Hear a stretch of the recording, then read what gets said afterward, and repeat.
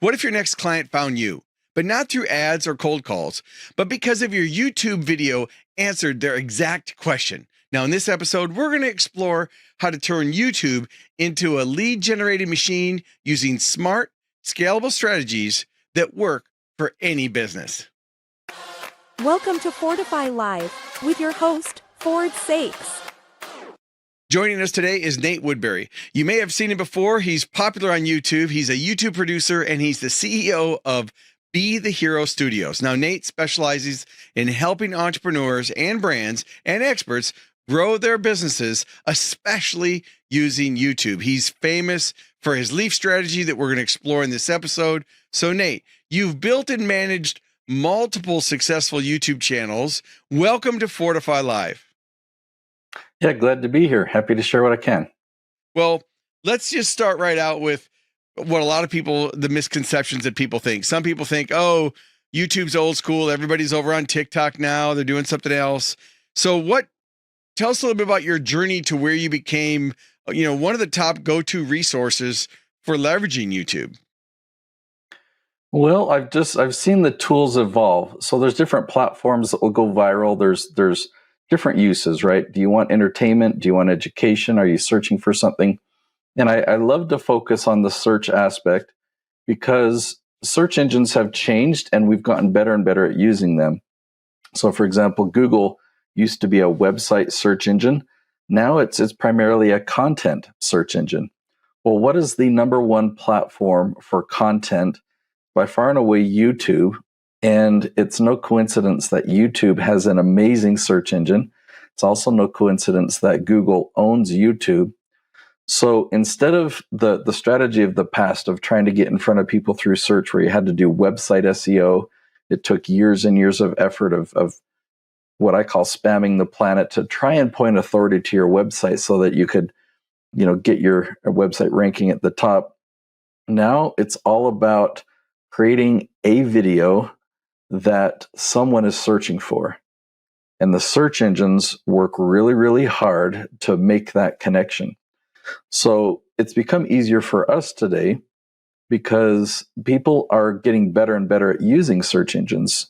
Think about the last time you used ChatGPT. How many words did you put in there? Did you put in a 2-word search or a 3-word search, or did you put in 2 or 3 paragraphs to really get it to do what you wanted it to do? Obviously, it's the latter. What about last time you did a Google search or searched for a video on YouTube? We're putting in more and more details. Well, for us, that's a huge advantage because we can do keyword research and find what these extra specific questions are. So when you dig and you find a question, you can hone in and know exactly who they are. We have a lot more data about them. We know how experienced they are. We know some of the demographics. And so that's the core of what I do, is really honing in, finding your target audience through this keyword research, and that directs what content we can create. And because we've taken those steps first, we can put that content on YouTube, and YouTube matches it with the people that are doing those searches for us. So it's a way of dominating YouTube, but pulling in the right audience of people who are searching for you so that it's a lead generator for your business. It makes so much sense. I mean, a lot of people have really failed at how they've used YouTube, or they haven't had a really focused view. And I've been in digital marketing now for 30 years, and we've known each other for, well over a decade now, and respected in the industry. And we're in the $1 Million Speakers Group together. And we work with a lot of other people and brands. And one of the things that I've always struggled with my clients is to help them understand the different focuses of intent, right? So there's, when they think about being found, so for all of us right now, we're live right now on Facebook and LinkedIn and YouTube and a few other places, and the audio of this episode becomes the Business Growth Show podcast. So make sure you like and subscribe, because obviously that helps the show out. And if you're listening to the podcast and you joined us late, it's Nate Woodbury. You can find him at betheherostudios.com, or just type his name into Google. You'll find it. He's got what's the title of your book again? YouTube it? Yeah, it's called A Hero's Guide to Influence on YouTube. Yeah, that's it. So, and he just showed a picture of it. So I should normally have, as a host, I should normally have that right in front of me, but I do have it right behind me on my shelf. I just would have to grab it. All right. So you know who he is, and we know what we're talking about. So let's get back to the outcome here. The Business Growth Show is all about how do you get found, how do you get noticed, how do you generate leads, and how do you expand your influence, get new and repeat sales, and everything else. So what I love is I always tell people there's 3 ways to create traffic: create, borrow, and buy. You create it by your content, and YouTube is, I would think, one of the best. You borrow it by finding other people on YouTube that have popular channels and using it. Just like I'm using right now, I'm borrowing Nate's influence by having him on Fortify Live, and then he's going to promote the episode. So that's borrowing. And then how do you buy it? Well, certainly you can do ads on any platform, but the create part is the most overlooked part that a lot of businesses really don't focus on. So he has a system called the leaf system that we're going to ask him about. Before we do the leaf system, here's what I've always told people, and you tell me whether this is on track or not. I've always told people if they're looking to use for content marketing, that there's a few different levels. The first level is awareness. People are aware there's a problem. You should have content created at the awareness level. Then they start looking for solutions and they're researching. Well, you should have content at the research level. Then they're going to compare. They're going to compare this solution to this solution or this company to this company. And you should have content at the intent of the research and the comparison. And then, of course, now they're shopping. So now they're actually looking to purchase a product or a service or a solution, and they're searching. So it looks like a funnel. In marketing, we always talk about funnels, but not like a sales funnel from lead to suspect to prospect, but from top down. The wider you have the funnel and the more content you have around the search phrases, the more effective you're going to be at getting in front of people. Now, you've got a system, which I want you to introduce to people. So tell everybody about your popular and proven leaf strategy, and what is it and how does it work? Yeah, I want to lead into that by talking about the intent of our content and the difference between nurturing and marketing. Yeah, it's good. Because a lot of times when we think we're doing a social media marketing campaign, when I look at it, I'm like, well, where's the marketing part of that? This looks like it's nurturing. So I'll explain what I mean.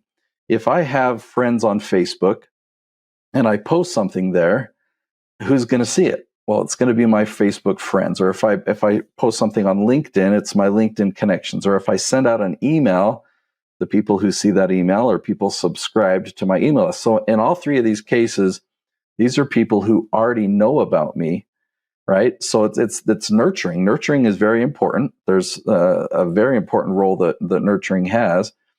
But if I want to market, there are 3 ways that I can think of that we can actually put our content in front of new people who've never heard of us before. That's how I define marketing. So how can we do that? How can we get in front of people who've never heard of us before? Well, we can pay. We can do paid advertising, and there's pros and cons to paid ads, but that's obviously a way that you can market. You can go viral. So if you have a video that takes off and goes viral, or a post, you're going to be seen by people who've never heard of you before. However, you don't get to control that. And it's typically not the video or the content piece that you wanted to go viral, though it does go viral and you're not bringing in the right audience. What about search? Now, search is pretty amazing because there are people out there searching for your expertise right now, and that they don't know that you exist. But if you create the right type of content, now you're actually getting in front of these people who have never heard of you before, and yet they're searching for what you have. So that's why I look at this, and that's why I love this approach. I like to be really tactical. I don't just want to create content for the sake of content of like, well, yeah, I'm just so active. I'm spamming the planet, or I'm following a Gary Vaynerchuk approach, where I'm just posting content anywhere and everywhere. A pump and dump. Yeah, exactly. So, but we're creating specific content that has a built-in audience, right? And so the tree analogy, or this leaf strategy, is this. The trunk represents the core area that you have expertise in, right? What are you an expert in? That's the trunk. All the different branches are the ways that you can categorize your expertise. And if we go all the way out to the leaves, those leaves represent the very specific questions that your target audience is asking. Now, back in the days of website SEO, you might have heard the term long tail. Well, that was like a 4 or a 5 word phrase search engines have gotten way better. People are very commonly typing in 8, 9, and 10 word questions. This strategy worked a decade ago. And when I would search for topics, I would find questions that had 8, 9, or 10 words. And there'd be a list of them. But you look today, and that list is probably 10 or 20x. It's so many more questions. And what does that mean? Why is it great that people are typing in 10-word questions? So instead of making videos on this trunk or on this branch, if we focus on these leaves, those really specific questions, we know so much more about our target audience. We can give them a lot more value. When they ask a specific question and they find your video and your video has that exact question as the title, they think, oh, that's exactly what I was searching for. And then they watch the video all the way to the end.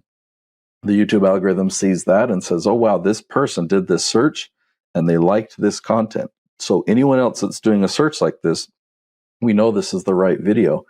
And after a couple of months, YouTube will start to bring in related searches, and your search traffic just increases and builds momentum over time.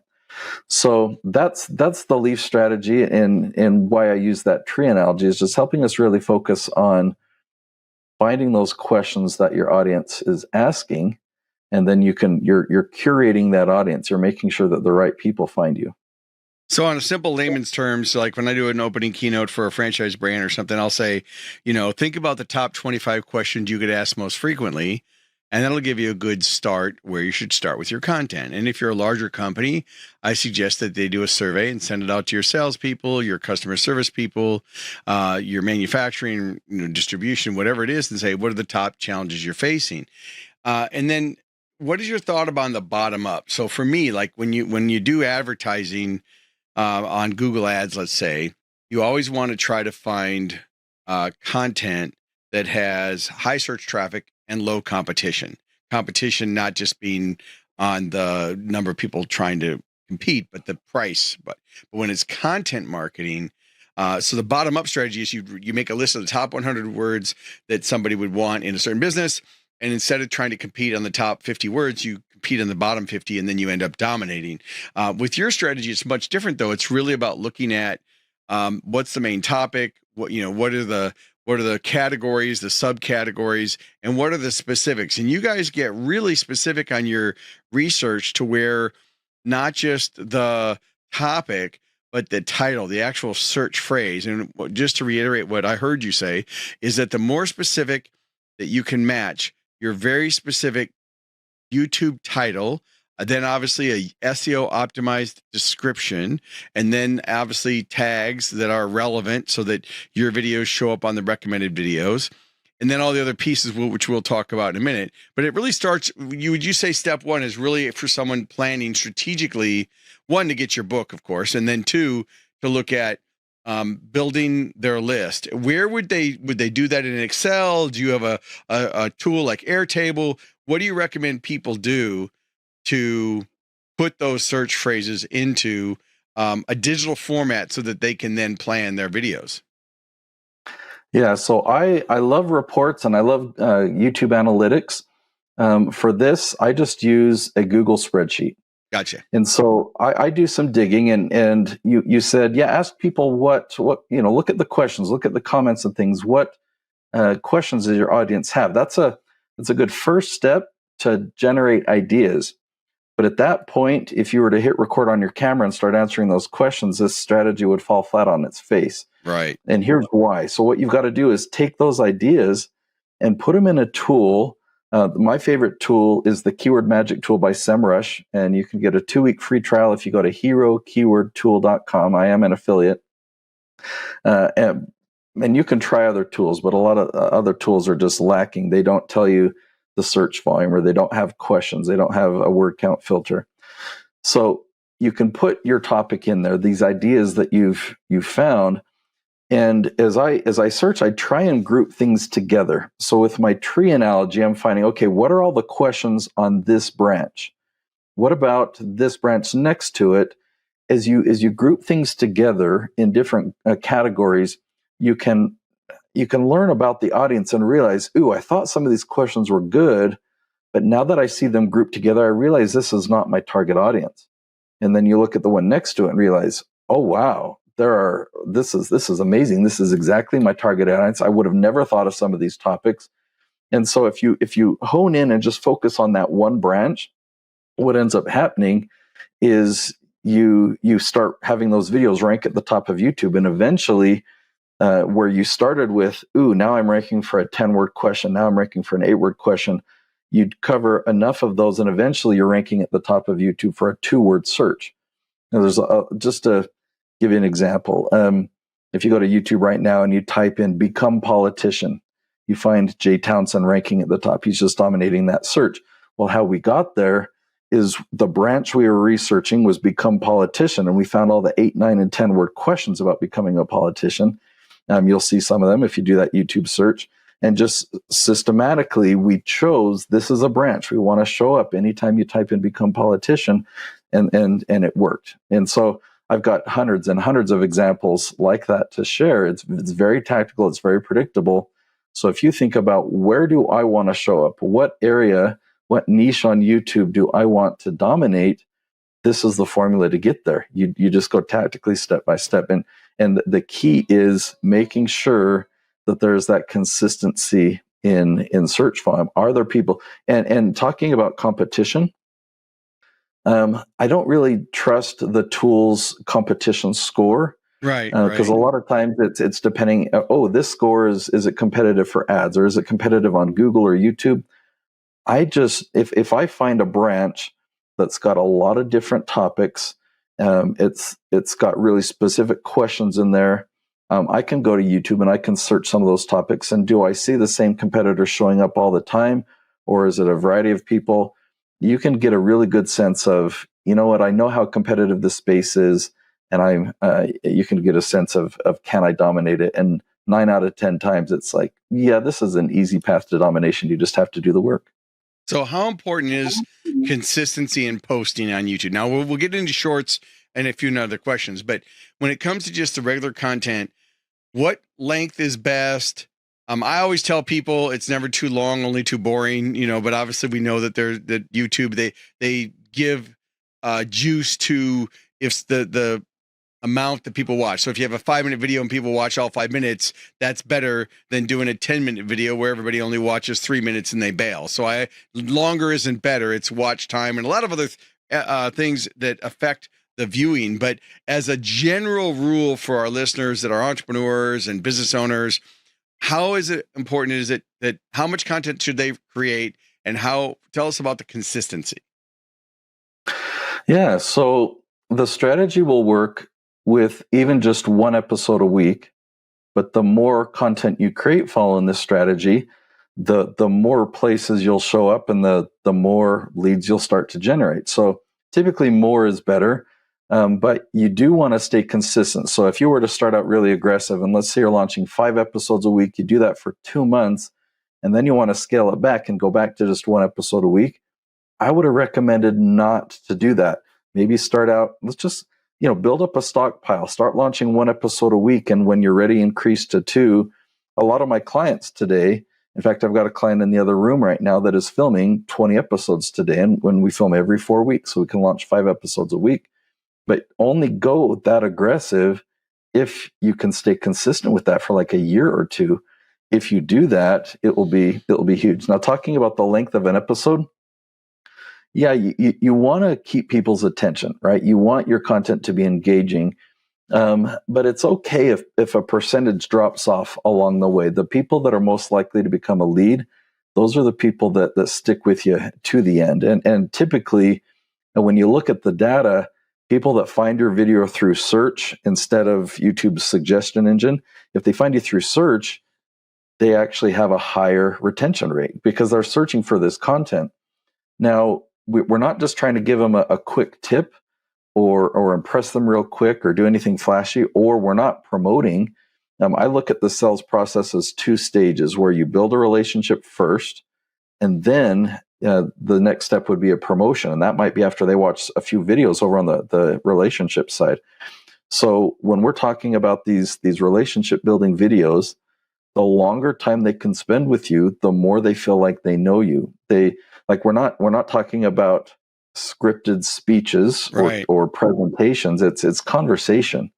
So if they feel like, you're looking into the camera, you're making eye contact with them, you pause and think for a minute and come back to the camera, and you use your bad grammar just like you do when you talk normally to people. People feel like they know you, and there's a relationship there.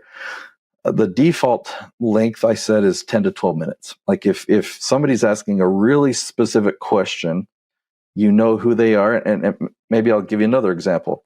So let's say somebody is a productivity expert and they want to make a video on improving your productivity.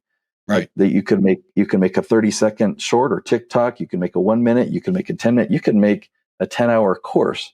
So it's really hard when you have a broad topic like that to what value do I put in this video? You might hire Steven Spielberg to produce it for you, or hire Harrison Ford to come and act in this thing. And it's going to be great. It's going to be valuable.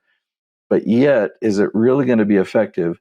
But I did some keyword research. I typed in improve productivity into the tool, and I found some questions that are really specific.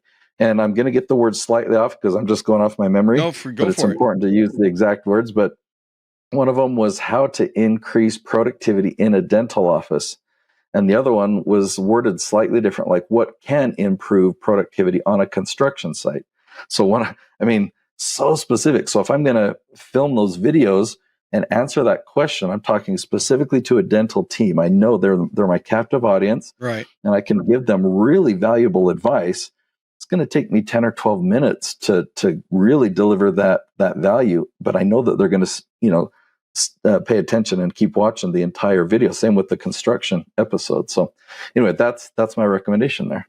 No, I think that's amazing, and I hope people are getting good notes. And of course, Nate, you've got a lot of videos on your YouTube channel on how to and your leaf strategy, and obviously ChatGPT knows who both you and I are, so you can go to ChatGPT and say, I want to leverage Nate Woodbury's methodology on leveraging YouTube for my business, and it'll actually help you. Not that you shouldn't contact us real people, but certainly we know that when you get found on AI, then it leverages it. All right, so let's go back to shorts now, because this has been one of those love them or hate them.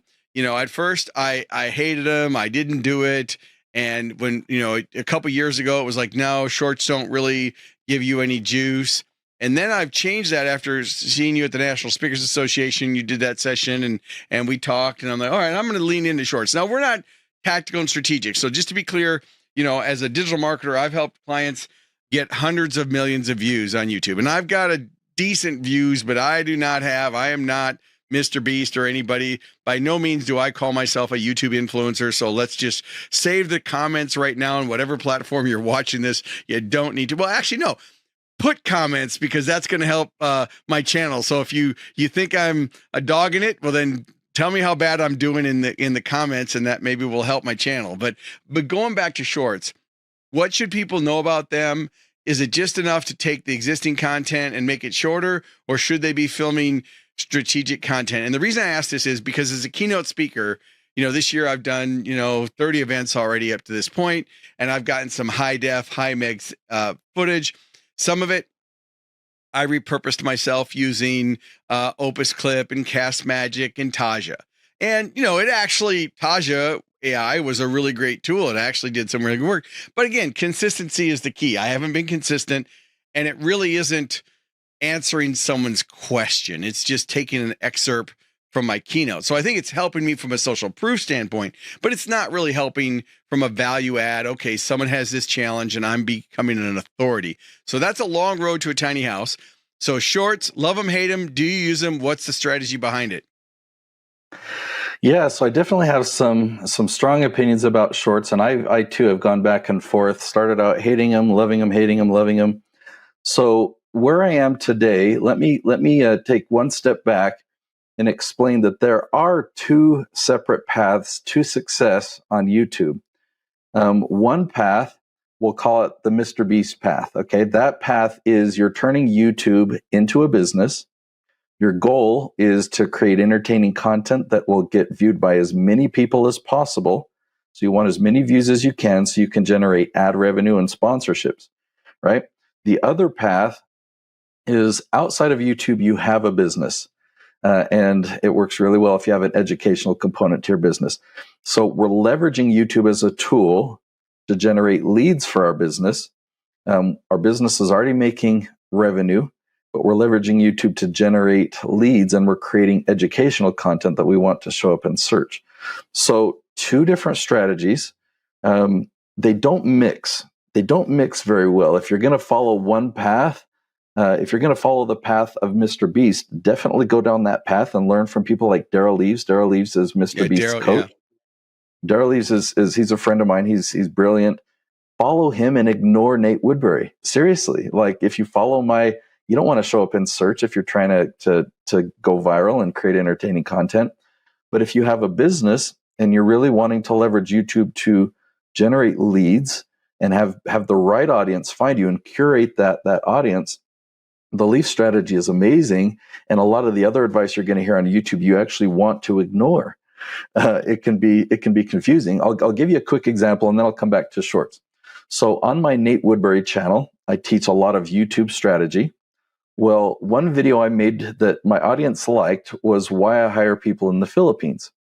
Well, that video did well, but it took off to the wrong audience. It really took off in the Philippines. People there loved that I was talking about their country, and many of them were hoping I would hire them, so they would comment. And I liked the excitement, and so I made more videos talking about the Philippines. That first video got 1.5 million views. Anyway, I added tens of thousands of subscribers to my channel. Here's the problem. When I would then post a video on YouTube strategy, this new audience rejected it. They didn't watch it. They didn't like it. And the YouTube algorithm says, Nate, don't make videos on YouTube strategy. Make videos about the Philippines. And Daryl Leaves, we were having a conversation. He said, yeah, Nate, don't make videos on YouTube strategy. Make videos on the Philippines. That's what the algorithm wants. So that is a valid approach. If I just wanted views, then I should have only focused on Philippines content. But I took all those videos down. I moved them to a separate channel. So with that in mind, understanding that there are two different approaches, now what we'll talk about shorts. Shorts work really, really well with a Mr. Beast approach. And over the last few years, as shorts have become more and more popular and liked, I've done a lot of experimenting, and that's where I've gone back and forth. Do shorts work well for this Nate Woodbury strategy or the Leaf strategy? Most of the time, I just say, you know what, they're a waste of time. But last year, YouTube came out with a feature, and you could, when you're setting up a short, there's a related video, and you could put a link to a full video. So a short is not a video. A short is a short. A video is a video. They keep those separate now on YouTube, which is great. By the way, videos have been trending longer. Once they made that separation, videos are actually typically about twice as long as they were even just 3 years ago. You can verify that on even Mr. Beast's channel. But it's really good to dispel those myths, because a lot of people will instinctively say, well, people will watch shorter videos. But I mean, I was just searching for buying a new e-bike because I'm a gravel racer, and I ride with some guys that are in their 20s, and I'm 64. I'm like, I can't keep up with these guys. So I went and bought it, but I must have spent 2-3 hours watching YouTube videos, 30 minutes, even sometimes at double speed. So it's never too long, only too boring. But the takeaway for everybody listening is you need longer content for the videos, but it needs to be, compelling, relevant content. And then as far as shorts are concerned, so what you're saying is if you do shorts now, there's a feature where you can link a short to a longer video. Yeah. And so I discovered that feature last year. I produce a lot of different channels, and we actively on about 6 channels where we were recording daily shorts for 3 to 6 months, and in some cases a little bit longer. And here's what we did. We recorded a separate short. So it wasn't just a clip taken out of video, but we intentionally recorded shorts made for that format, vertical orientation. And then we linked it to a related video. Like, if you enjoy this short, here's a video that you will like. And so when you're watching one of these shorts, down at the bottom, that the link to the video is there the whole time. And so I thought, this is a great feature. This must mean that YouTube really I don't think I know wants where that feature is, but I can guarantee you when I get off this episode today, we're live. I'm going to be looking at that with my team because we were doing shorts, but I don't know if we've really linked it anywhere. I know where tags are and descriptions, and I know how to do end screens in videos, and I know how important thumbnails are. That'll be the last thing we It's talk right about. in the same spot as end screens. Okay, so I have to do it on a short then. Okay, I will look at that. Yeah, it's on a short. Yeah. It's on a short, but on the right side of the screen, it will say related video, and you can put the link there. Here's what's interesting, though. I was really hopeful about this, that it would bring a lot more attention to the channel, and I'd get a lot more views onto my videos. On all 6 of these channels, after several months, we started looking at the data, and we look at the views we were getting on shorts, which they were good. Shorts tend to go, viral easier than videos do. You look at the traffic report. Okay, on videos, where are all the views coming from? And it tells you suggested traffic, browse traffic, search traffic. Then it will say related shorts. And that number was really small. And on 5 of the channels, it was 0.1%. On the 6th channel, it was 0.2%. So of all the views that this channel was getting, a teeny percentage. If you compare it to the end screens, like if you link another video at the end of a video, that was at 0.9%.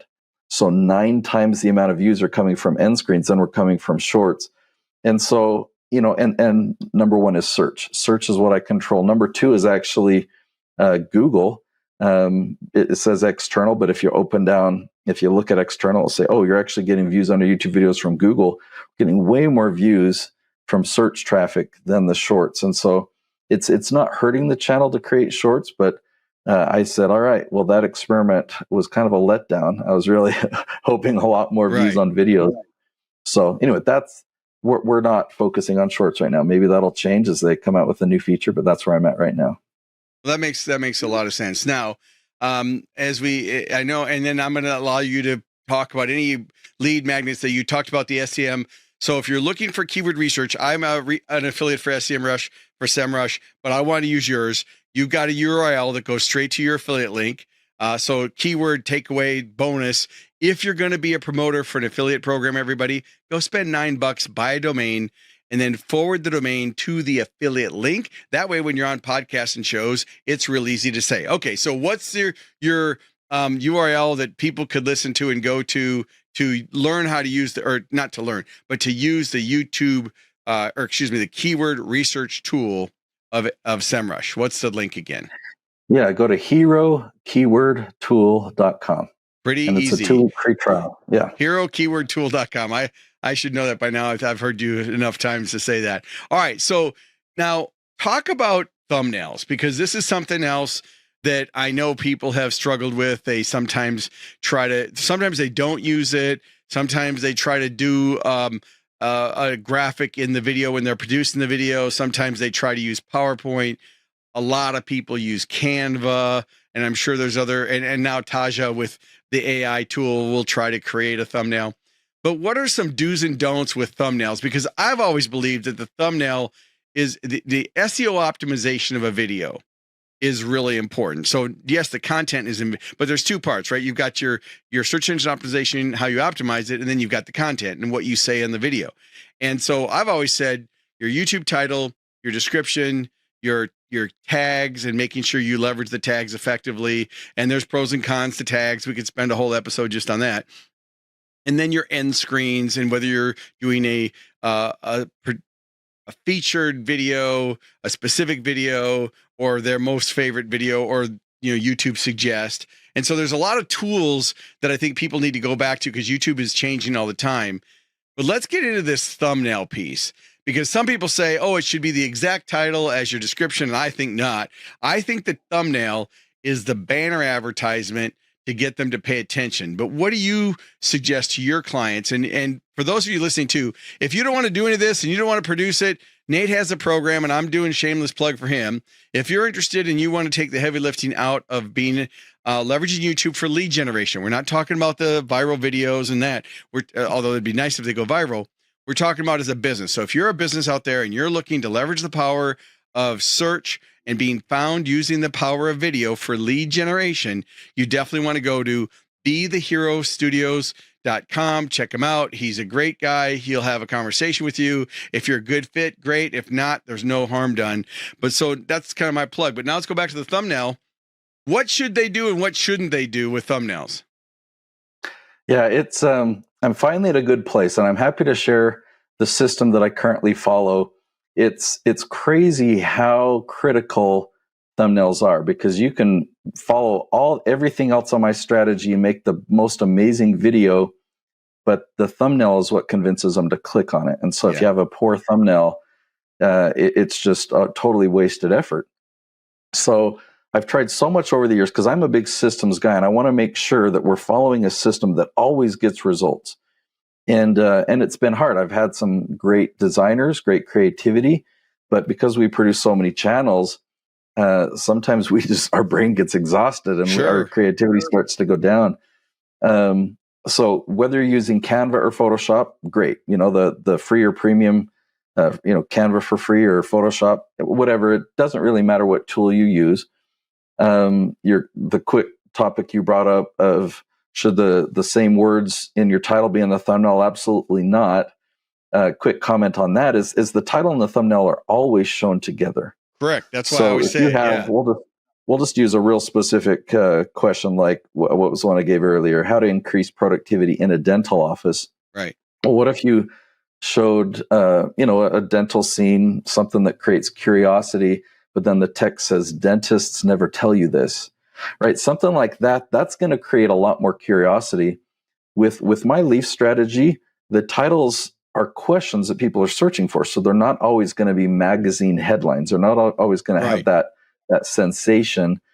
But the thumbnail is where we can be really creative with that sensation. Just think of it as like the brochure for the video or the marketing piece. So here's the system that I do now. I actually, step one is we use Taja. That's the tool that we figured out, and I don't use it the way that it's intended. I skipped through. I created a system for this. We don't use it for the description. We don't use it for the thumbnail creation itself, but to come up with thumbnail ideas. It's got a really cool it's generator for us. So if we kind of manipulate it, okay, I know you're asking for this, but I'm going to give you this data about the video so that you can come up with thumbnail ideas. And typically half of them are pretty good ideas. And then when it comes time for filming day, we know the topic we're filming about. We film the video, and then my client Reagan that's filming right now, when he gets to the end of the video, my team then shows him, hey, here's 3 thumbnail ideas. Which one stands out to you? And they're filtered by my team.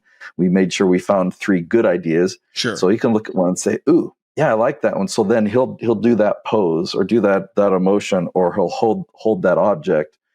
And we'll get that in video form that my team will then, take a screenshot of the right moment when the expression looked great or whatever. And then they do go into Photoshop and design it, and then they'll add in the compelling text. So I love the use of AI for creativity. I've done experiments of like, okay, just create the thumbnail, but it doesn't really work. I get it. No, I definitely does not work. Not yet, anyway. Yeah, I mean, maybe one day it'll get there. But the backlash, or that's not the right word, but when AI first started getting traction, I think there was a lot of fear. I felt a lot of fear. And I heard it from others about, okay, we're being replaced. Yes. But a lot of people quickly that fear was set aside when we kind of realized people want experience. They want bias. They want opinion. They want a real person. They don't want the generic consensus of everybody.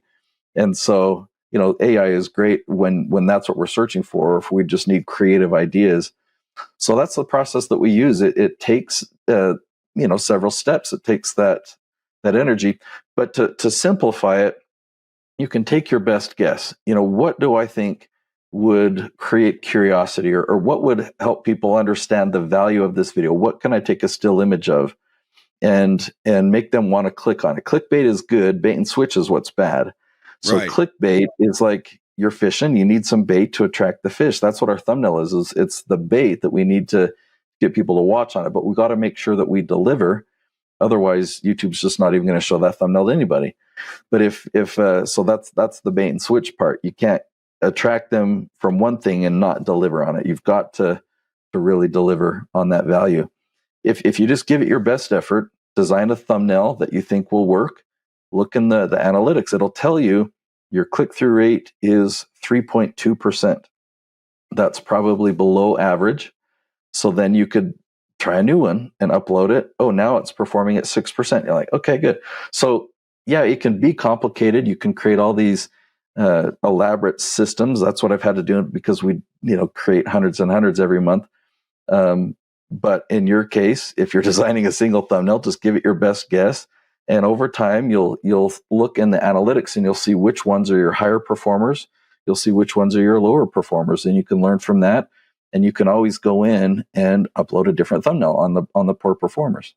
That makes so much sense. Well, any closing thoughts you have for our listeners today?